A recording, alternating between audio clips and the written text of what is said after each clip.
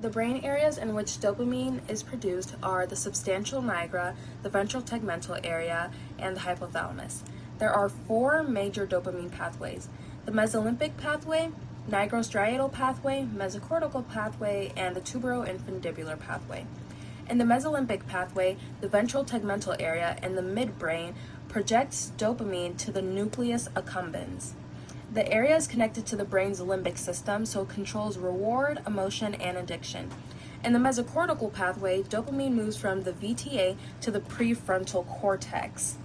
Increased dopamine in this pathway will lead to heightened mood, whereas decrease in dopamine will lead to boredom.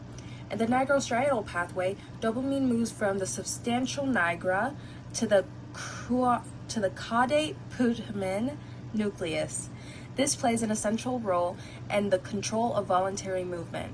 Finally, in the tuberoinfundibular pathway, dopamine is sent from the hypothalamus to the pituitary gland. This causes circulation through the gland, which then releases more hormones. Dopamine is stored in vesicles by the transport protein VMAT2, vesicular monoamine transporter 2.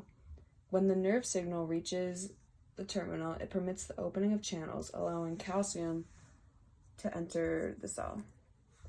The calcium triggers the vesicles to fuse with the membrane and release the dopamine